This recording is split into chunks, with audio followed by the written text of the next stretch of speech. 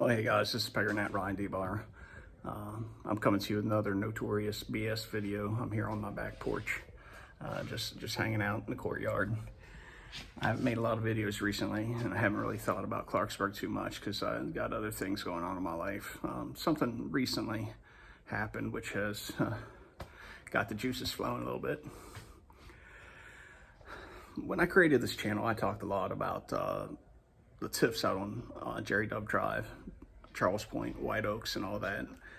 And it was very hard to come up with numbers. And when you Google, there really wasn't anyone else talking about this. To a certain extent, there was some discussion on City Council of Clarksburg, but not in very great depth. I've posted numbers and shown just how horrific it is to the county. And lo and behold, this week someone else started talking about it. That would be Mayor Andy Lang of Bridgeport. And his council started talking about it. They showed up at the Harris County Commission and they kind of laid the wood a little bit. They held forth, you know. Mr. Lang had a speech prepared, and Susan Thomas limited comments to 3 minutes. So Mr. Lang took a play from Chris Lane's playbook and had just handed his speech off when his 3 minutes were up until the whole thing got read. It's posted online at Connect Bridgeport, and you can read through it. One of the things you'll notice is that there's a section in the middle that's written in a different font. It's bullet pointed. And while Mayor Lang talks about the financial aspects of extending Charles Pointe TIF another 15 years, those bullet points talk about how the proper procedure wasn't followed. It reads very much like a lawyer was writing it, which led me to think maybe they're gearing up to sue. And when I actually got some downtime and I wasn't just stressed out, tired, I got to looking into it. And I think, yeah, something's going down. And I'm going to explain it to you real quick. Now, I want to give you a little history lesson real quick, because founding fathers, early legal scholars had a lot to say that's relevant to this current situation we have, where Charles Pointe is in serious financial trouble, and the state of West Virginia has changed the law to give them 15 more years of tax breaks, which deprives Bridgeport of that money. When Clarksburg's goose was getting cooked, Bridgeport didn't care, but when it's their goose getting cooked, suddenly they care.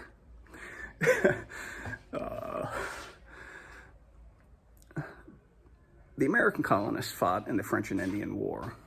That war had a different name in Europe. It's called the 7 Years' War, the War of the Austrian Succession. We called it the French and Indians because we were trying to get the French out of the Ohio country, the area from around Elkins all the way to St. Louis. The colonists wanted that land. And they thought that once they beat the French, the British would help them beat the Indians, and the British had no interest in that. They said, it's too hard, it's too expensive, we're not doing it. And so the Americans had a little revolution. We created our own government, and the first government had a catastrophic military failure a little bit north of Dayton, where the majority, like over 90% of the existing United States Army was killed in one battle. Killed by Indians. And they said, well, maybe we need to go back to the drawing board and get a little bit stronger government, which they did. And this government put certain regulations on the state, certain restrictions on the state. Article 1, Section 10 lists some of them. No state can pass an ex post facto law, which is going back retroactively and changing the law on something to affect something that's already happened. 2, interfering in the obligation of a contract. The reason those two phrases are in the Constitution was to try to prevent and reduce the amount of corruption in land development and land settlement in the United States. That was a very big thing in early American history. How do we get the West settled? You know, George Washington himself as a young man worked as a surveyor, finding the boundaries of the land that had been given to Lord Fairfax. Rich men would get grants of land from the king, or they would buy it, they would sell it off.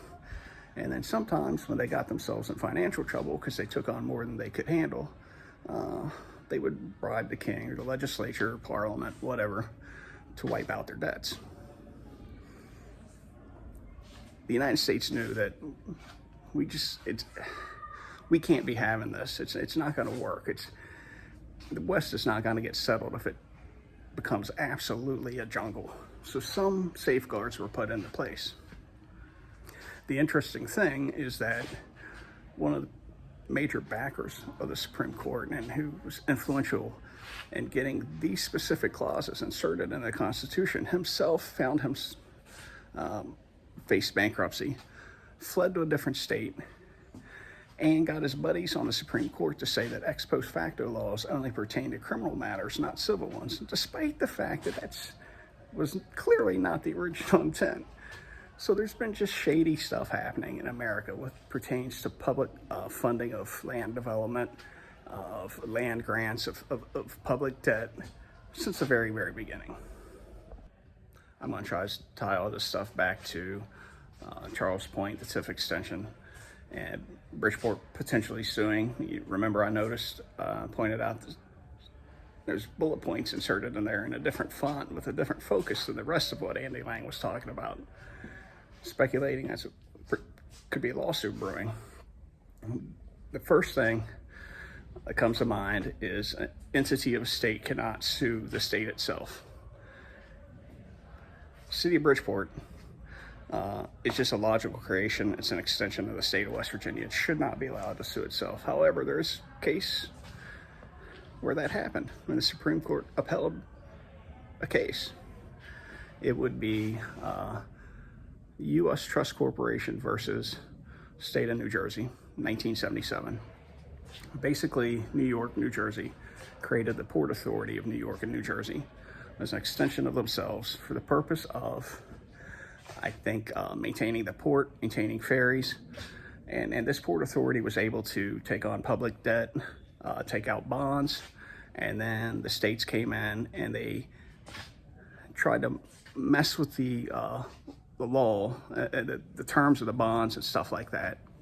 And the Supreme Court ruled that obligation of contracts has to be taken very broad definition of what a contract is. Historically, that's always been the case. And that the law, as it stood written at the time those bonds were issued, was itself a contract. It functioned as a contract between the state and the bank. So it is possible for Bridgeport to sue the state of West Virginia for altering the terms of a contract, because the law, the original TIF law, was a contract, arguably. And one last point.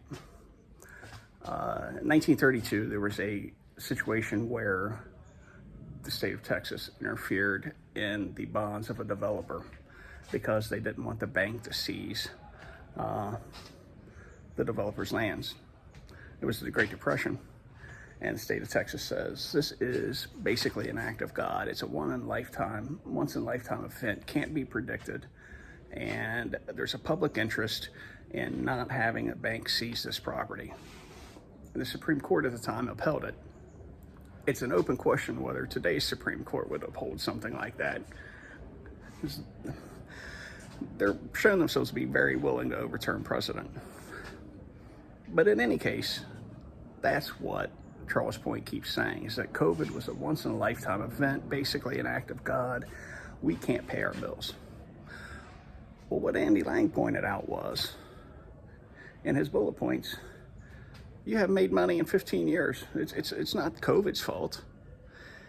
And you're supposed to do all these things like provide a study of the projected revenue growth of demonstrating that this is to the public good to extend these bonds, because we'll make all this money back or we'll bring all these jobs in the community. And you've not done that.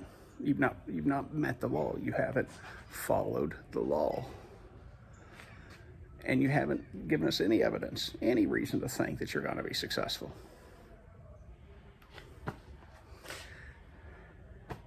I think there's something here, and stay tuned.